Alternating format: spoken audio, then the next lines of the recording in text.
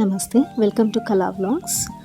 ಇವತ್ತು ಮಧ್ಯಾಹ್ನ ಅಡುಗೆ ಏನು ಮಾಡಬೇಕು ಅಂತ ಯೋಚನೆ ಮಾಡ್ತಾ ಇದ್ದೆ.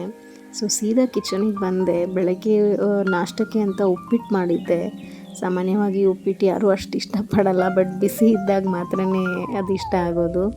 ಸೊ ನಾನು ನನ್ನ ಹಸ್ಬೆಂಡ್ ಮಾತ್ರ ಇವತ್ತು ಉಪ್ಪಿಟ್ಟನ್ನ ತಿನ್ಕೊಂಡ್ವಿ. ನಮ್ಮಮ್ಮ, ನಮ್ಮ ಮಗಳು, ಹಾಗೆಯೇ ನಮ್ಮ ಅಕ್ಕನ ಮಗ 3 ಜನ. ನಮ್ಮಮ್ಮ ಹೊರಗಡೆಯಿಂದ ಪಡ್ಡು ತಂದಿದ್ರು, ಸೊ ಅದನ್ನು ತಿನ್ಕೊಂಡ್ರು. ಅಮ್ಮ ಬೆಳಗ್ಗೆನೇ ಎದ್ಬಿಟ್ಟು ಲಾಫ್ಟರ್ ಕ್ಲಬ್ ಇದೆ ಅವ್ರದ್ದು, ನಗೆಕೂಟ ಅಂತ. ಸೊ ಅಲ್ಲಿಗೆ ಹೋಗ್ತಾರೆ. ಒಂದು ಒಳ್ಳೆಯ ಅಭ್ಯಾಸ ಅದು. ಆ್ಯಕ್ಚುಲಿ ಬೆಳಗ್ಗೆ ವಾಕ್ ಆಗುತ್ತೆ, ಎಕ್ಸಸೈಸ್ ಆಗುತ್ತೆ ಅವ್ರಿಗೆ, ಹಾಗೆಯೇ ಒಂದು ಸೋಷಲೈಸ್ ಮಾಡೋಕ್ಕೆ ಒಳ್ಳೆ ಕೆಲಸ ಅದು. ಸೊ ಹಾಗೆಯೇ ಎಲ್ಲರೂ ಸೇರಿಕೊಂಡು ಒಂದು ಕಾಫಿ ಕುಡಿಯೋಕ್ಕೋ ಅಥವಾ ತಿಂಡಿ ತಿನ್ನೋಕ್ಕೋ ಅಂತ ಹೋಗ್ತಾರೆ ಅವರು. ದಿನ ಒಬ್ಬರು ಯಾರಾದರೂ ತಿಂಡಿ ಕೊಡಿಸ್ತಾರೆ ಅಲ್ಲಿ ಅವರ ಗ್ರೂಪಿಂದ. ಸೊ ಹಾಗೆಯೇ ಇವತ್ತು ನನ್ನ ಮಗಳು ಜೊತೆಯಾಗಿ ಹೋಗಿದ್ದರಿಂದ ಪಾರ್ಸೆಲ್ ಕೂಡ ಕೊಟ್ಟು ಕಳಿಸಿದ್ರು ಮನೇಲಿ ತಿನ್ಕೊಳ್ಳಿ ಅಂತ. ಬಟ್ ಅವಳು ಅಲ್ಲಿ ಅವ್ರ ಅಜ್ಜಿ ಪ್ಲೇಟಿಂದನೇ ತಿನ್ಕೊಂಡು ಮತ್ತು ಮನೆಗೆ ಬಂದು ಒಂದು ಸ್ವಲ್ಪ ತಿನ್ಕೊಂಡ್ಳು. ಸೊ ಆ ಪಡ್ಡುನ ನನ್ನ ಅಕ್ಕನ ಮಗ ತಿನ್ಕೊಂಡ. ಅವನಿಗೆ ಉಪ್ಪಿಟ್ಟು ಅಷ್ಟಾಗಿ ಸೇರಲ್ಲ ಅಂತ ಗೊತ್ತಾಯಿತು. ಸೊ ಆಮೇಲೆ ಮಧ್ಯಾಹ್ನ ಬಂದು ನಾನಿಲ್ಲಿ ಕಿಚನಲ್ಲಿ ನೋಡಿದೆ ಏನು ಮಾಡೋಣ ಅಂತ. ಸೊ ಚಪಾತಿ ಫಸ್ಟ್ ಹಿಟ್ಟು ಕಲಿಸ್ಕೊಂಬಿಡೋಣ, ಆಮೇಲೆ ನೋಡೋಣ ಏನು ಮಾಡೋದು ಅದ್ರ ಜೊತೆಗೆ ಕಾಂಬಿನೇಷನ್ ಅಂತ. ಸೊ ಇಲ್ಲಿ ನಾನು ಚಪಾತಿ ಹಿಟ್ಟು ಕಲಿಸ್ಕೊತಾ ಇದ್ದೆ. ಹಾಗೆಯೇ ತಲೆಯಲ್ಲಿ ಬಂತು ಒಂದು ಐಡಿಯಾ. ಹೆಸರು ಕಾಳು ತಂದಿದ್ದೆ ರೇಷನಲ್ಲಿ, ತುಂಬ ದಿನದಿಂದ ಹಾಗೆ ಇತ್ತು. ಆ್ಯಕ್ಚುಲಿ ಎವ್ರಿ ಮಂತ್ ತರ್ತೀನಿ ಹೆಸರು ಕಾಳನ್ನ. ಸೊ ಲಾಸ್ಟ್ ಮಂತು ಒಂದು ಆಲ್ಮೋಸ್ಟ್ 1/4 kg ಉಳಿದಿತ್ತು. ಈ ಸತಿ ತಿರ್ಗಾ ಅರ್ಧ kg ತಂದು ಇಟ್ಕೊಂಡ್ಬಿಟ್ಟಿದ್ದೆ. ಸೊ ಅದನ್ನೇ ಏನಾದರೂ ಮಾಡೋಣ, ಒಂದು ಕಲ್ಲಲ್ಲಿ 2 ಅಕ್ಕಿ ಹೊಡೆದಂಗೆ ಅತ್ಲಾಗೆ ಅನ್ನ ಸಾರು ಕೂಡ ಆಗೋಗುತ್ತೆ ಅದೇ ಕಾಳ್ದು, ಹಾಗೆಯೇ ಪಲ್ಯ ಕೂಡ ಆಗೋಗುತ್ತೆ ಅಂತ ಹೇಳ್ಬಿಟ್ಟು ಚಪಾತಿ ಹಿಟ್ಟು ಕಲಿಸ್ಕೊಂಡು ನಾನು ಮೊಳಕೆ ಕಟ್ಟೋಕ್ಕೆ ನನಗೆ ಟೈಮೇ ಸಿಕ್ಕಲ್ಲ. ಬಟ್ ಅನ್ಕೋತೀನಿ ಮೊಳಕೆ ಕಟ್ಟಬೇಕು ಹೆಸರು ಕಾಳನ್ನ ಅಂತ. ತುಂಬ ಹೆಲ್ದಿ. ನಾವು ವೆಜಿಟೇರಿಯನ್ ಆ್ಯಕ್ಚುಲಿ, ಬಟ್ ನನ್ನ ಹಸ್ಬೆಂಡ್ ನಾನ್ ವೆಜಿಟೇರಿಯನ್. ನಮ್ಮದು ಲವ್ ಮ್ಯಾರೇಜ್ ಆಗಿರೋದ್ರಿಂದ ನಾನು ಹೇಗೆ ನನ್ನ ತವ್ರ ಮನೆಯಿಂದ ನಾನು ವೆಜಿಟೇರಿಯನ್ ಆಗಿ ಬಂದಿದ್ದೀನೋ ಹಾಗೆ ಇದ್ದೀನಿ. ಎಗ್ ಕೂಡ ನಾನು ತಿನ್ನಲ್ಲ. ಬಟ್ ನನ್ನ ಮಗಳಿಗೆ, ನನ್ನ ಹಸ್ಬೆಂಡ್ಗೆ ಅಭ್ಯಾಸ ಇದೆ, ಅವರಿಬ್ಬರು ತಿನ್ಕೊಳ್ತಾರೆ ನಾನ್ ವೆಜ್ನ. ಬಟ್ ನಮಗೆಲ್ಲ ವೆಜಿಟೇರಿಯನ್ಸ್ಗೆ ಈ ಕಾಳು ಕಡಿಲೇ ಜಾಸ್ತಿ ಪೌಷ್ಟಿಕಾಂಶ ಸಿಕ್ಕೋದು ಅಲ್ವಾ. ಸೊ ಆದಷ್ಟು ನಾನು ಕಾಳುಗಳನ್ನ ಬಳಸೋಕ್ಕೆ ಪ್ರಯತ್ನ ಮಾಡ್ತೀನಿ. ವೀಕಲ್ಲಿ 2 or 3 ಹಾಗೆಯೇ ಯಾವುದರಿಂದ ನಮಗೆ ವಿಟಮಿನ್ ಡಿ, B12 ಎಲ್ಲ ಸಿಕ್ಕುತ್ತೋ ಸ್ವಲ್ಪ ಆ ಥರ ತರಕಾರಿಗಳನ್ನ ಯೂಸ್ ಮಾಡೋಕ್ಕೆ ಟ್ರೈ ಮಾಡ್ತೀನಿ. ಇತ್ತೀಚೆಗೆ ನಮಗೆ ವರ್ಕ್ ಫ್ರಮ್ ಹೋಮ್ ಇರೋದ್ರಿಂದ ಸನ್ ಎಕ್ಸ್ಪೋಜರ್ ಕಮ್ಮಿ. ಪ್ಲಸ್ ನಮ್ಮ ಮನೆ ಅಪಾರ್ಟ್ಮೆಂಟ್ ಸೆಂಟರ್ ಒಂದು ಯೂನಿಟಲ್ಲಿ ಇದೆ. ನಮಗೆ ಗಾಳಿ ಬೆಳಕು ಅಷ್ಟಾಗಿ ಬರಲ್ಲ. ಆಮೇಲೆ ಈ ಬಾಲ್ಕನಿ ಅಂತ ಒಂದು ಕೊಟ್ಟಿದ್ದಾರೆ. ನಮ್ಮ ಈ ಸೆಂಟ್ರ್ ಫ್ಲ್ಯಾಟ್ಸ್ ನಾವು ಯಾರ್ಯಾರು ಇದ್ದೀವೋ ಎಲ್ಲರೂ ಅದನ್ನು ಒಂದು ಸ್ಟೋರೇಜ್ ಯೂನಿಟ್ ಥರನೇ ಬಳಸ್ಕೊಳ್ಳೋದಾಗೋಗ್ಬಿಟ್ಟಿದೆ. ನಾನು ಕೂಡ ಅಲ್ಲಿ ಯಾವ ಪ್ಲಾಂಟ್ಸು ಇಟ್ಕೊಳ್ತಾ ಇಲ್ಲ. ಒಂದು ತುಳಸಿ ಪ್ಲಾಂಟು ಆಮೇಲೆ ಮನಿ ಪ್ಲಾಂಟ್ನ ಇಟ್ಟು ನೋಡಿದೆ, ಯಾವುದಕ್ಕೂ ಉಪಯೋಗ ಆಗಲ್ಲ. ಅದೇನು ಬೆಳೆಯೋದೇ ಇಲ್ಲ. ಅದಕ್ಕೆ ಚೆನ್ನಾಗಿ ಬಿಸಿಲು ಬರಬೇಕು, ಆಗ್ತಾನೆ ಎಲ್ಲ ಪ್ಲಾಂಟ್ಸು ಬೆಳೆಯೋದು. ಅಲ್ಲಿ ಬಿಸಿಲೇ ಬರಲ್ಲ. ಒಂದು 2-3 ಸತಿ ಇಟ್ಟು ನೋಡಿದೆ, ಒಣಗೋಯ್ತು. ಸುಮ್ಮನೆ ಆ ಥರ ಪ್ಲಾಂಟ್ಸ್ನ ತಂದು ಒಣಗಿಸೋದು ಒಳ್ಳೆಯದಲ್ಲ ಅಂತ ಹೇಳಿಬಿಟ್ಟು ತೊಗೊಂಡೋಗಿ ನನ್ನ ಬೇಸ್ಮೆಂಟ್ ಪಾರ್ಕಿಂಗಲ್ಲಿ ಇಟ್ಬಿಟ್ಟೆ. ಅಟ್ಲೀಸ್ಟ್ ಅಲ್ಲಾದರೂ ಬೆಳ್ಕೊಳ್ಳಿ ಅಂತ. ಸೊ ಅದಕ್ಕೆ ನಮಗೆಲ್ಲ ವಿಟಮಿನ್ ಡಿ ಕೊರತೆಯಾಗಿ, ವಿಟಮಿನ್ B12 ಕೊರತೆಯಾಗಿ ಕೂದಲೆಲ್ಲ ಈಗಲೇ ನಮಗೆ ಗ್ರೇ ಹೇರ್ಸ್ ಜಾಸ್ತಿ ಆಗೋಗ್ಬಿಟ್ಟಿದೆ. ಕೈ ಕಾಲು ಸೆಳ್ತಾ ಬರೋದು, ಆ ಥರ ಎಲ್ಲ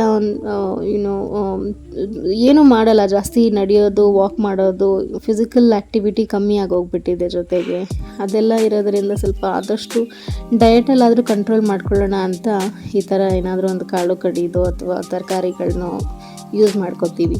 ನಾವು ಎಷ್ಟೇ ತರಕಾರಿ ಏನೇ ತಿಂದ್ರೂ ಇವತ್ತು ನಾಳೆ ಈ ಅಡಲ್ಟ್ರೇಷನ್ ಮೆಥಡ್ ಯೂಸ್ ಮಾಡೋದ್ರಿಂದ ಒಂದು ಸ್ವಲ್ಪ ಭಯನೇ, ಎಲ್ಲ ಆರ್ಗ್ಯಾನಿಕ್ ಇದೆಯೋ ಇಲ್ವೋ ಅಂತ. ಏನು ಮಾಡೋದು, ನಮಗೆ ಆರ್ಗ್ಯಾನಿಕ್ ಅಂತ ನಾವು ಬಿಗ್ ಬಾಸ್ಕೆಟಲ್ಲಿ ತರಿಸ್ಕೊಂಡ್ರೂ ನನ್ನ ಹಸ್ಬೆಂಡ್ ಬೈತಾ ಇರ್ತಾರೆ. ಅದು ಹೆಂಗಮ್ಮ ಗೊತ್ತಾಗುತ್ತೆ ನಿನಗೆ ಅದು ಆರ್ಗ್ಯಾನಿಕ್ ಹೌದಾ ಅಲ್ಲ, ಹೆಂಗೆ ಬೆಳೆದಿದ್ದಾರೆ ಅಂತ. ಅವ್ರು ಸುಮ್ಮನೆ ಒಂದು ಲೇಬಲ್ ಹಚ್ಚಿ ಕಳಿಸ್ತಾರೆ ಅಂತ ಹೇಳ್ತಿರ್ತಾರೆ. ಬಟ್ ಏನು ಮಾಡೋದು, ವರ್ಕಿಂಗ್ ವುಮೆನ್ಗೆ ಎವ್ರಿ ಟೈಮ್ ಹೊರಗಡೆ ಹೋಗ್ಬಿಟ್ಟು ಎಲ್ಲ ಟೆಸ್ಟ್ ಮಾಡಿ ಎಲ್ಲ ತೊಗೊಂಡು ಬರೋಕ್ಕಾಗಲ್ಲ. ಕೆಲವೊಂದು ಸತಿ ಕಿಚನ್ಗೆ ಹೋಗಿ ನಿಂತ್ಬಿಟ್ಟಿರ್ತೀನಿ, ಆವಾಗಲೇ ಗೊತ್ತಾಗೋದು ಅಯ್ಯೋ ಈರುಳ್ಳಿ ಖಾಲಿಯಾಗಿದೆ, ಟೊಮೆಟೊ ಖಾಲಿಯಾಗಿದೆ ಅಂತ.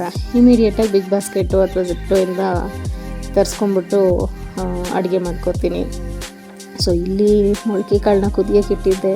ಒಂದು 4-5 ವಿಸಿಲ್ ಹೊಡೆದ್ಮೇಲೆ ಆ್ಯಕ್ಚುಲಿ ಮೊಳಕೆ ಕಾಳಲ್ಲಿ ಚೆನ್ನಾಗಿ ಬೆಂದಿತ್ತು. ಸ್ವಲ್ಪ ನೀರು ಹೆಚ್ಚಿಗೆನೇ ಇಟ್ಟಿದ್ದೆ, ಬಟ್ ಆದರೂ ಎಲ್ಲ ನೀರು ಹಿಂಗೋಗ್ಬಿಟ್ಟಿತ್ತು ಅಲ್ಲಿ. ಸೊ ಇಲ್ಲಿ ಒಗ್ಗರಣೆಗೆ ಹಾಕ್ಕೋತಾ ಇದ್ದೀನಿ.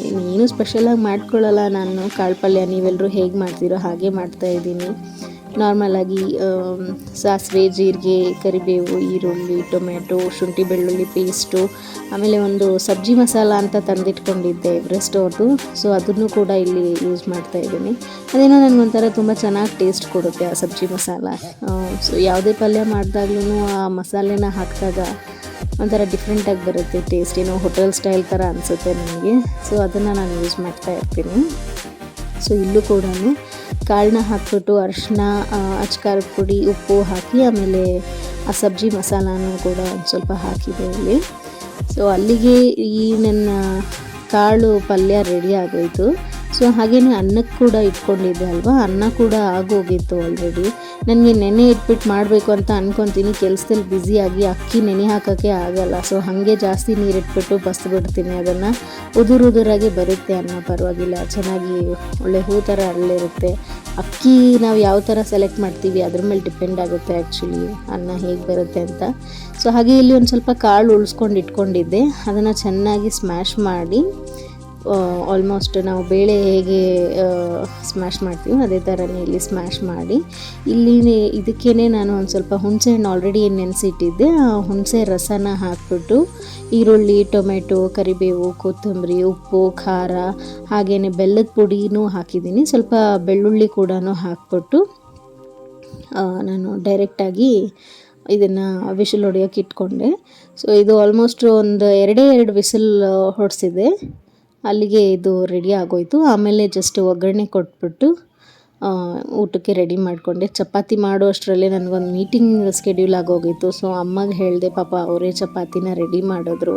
ಸೊ ನಾನು ಬಂದು ಡೈರೆಕ್ಟಾಗಿ ಜಸ್ಟು ಬಿಸಿಯಾಗಿರೋ ಚಪಾತಿ, ಅನ್ನ, ಸಾರು, ಹಾಗೆಯೇ ಪಲ್ಯ ಮತ್ತು ಉಪ್ಪಿನಕಾಯಿನ ಹಾಕ್ಕೊಂಡು ಊಟ ಮಾಡಿಬಿಟ್ಟು ಅಷ್ಟೊತ್ತಿಗೆ ಮೀಟಿಂಗಲ್ಲಿ ಕೂತ್ಕೊಂಡೇ ಊಟ ಮಾಡಬೇಕಾಯ್ತು. ಇಷ್ಟೊಂದು ಸತಿ ಇಷ್ಟಪಟ್ಟು ಅಡುಗೆ ಮಾಡ್ಕೊತೀವಿ, ಆದರೆ ಕೂತ್ಕೊಂಡು ನೀಟಾಗಿ ಊಟ ಮಾಡೋಕ್ಕಾಗಲ್ಲ, ಏನಾದರೂ ಒಂದು ಸ್ಕೆಡ್ಯೂಲ್ ಮಾಡ್ಕೊಂಡ್ಬಿಟ್ಟಿರ್ತೀವಿ. ಸೊ ಇವತ್ತಿನ ವ್ಲಾಗ್ ನಿಮ್ಗೆ ಹೇಗೆ ಅನ್ನಿಸ್ತು ಅಂತ ಪ್ಲೀಸ್ ಕಮೆಂಟಲ್ಲಿ ತಿಳಿಸಿ. ಏನಾದರೂ ಇಂಪ್ರೂವ್ಮೆಂಟ್ಸ್ ಬೇಕಿದ್ದಲ್ಲಿ ಕೂಡ ತಿಳಿಸಿ, ನಾನು ಎಲ್ಲನೂ ಪಾಸಿಟಿವಾಗಿ ತೊಗೊಂಡು ನೆಕ್ಸ್ಟ್ ಟೈಮ್ ಅದನ್ನು ಇಂಪ್ಲಿಮೆಂಟ್ ಮಾಡ್ಕೋತೀನಿ. Thank you for watching.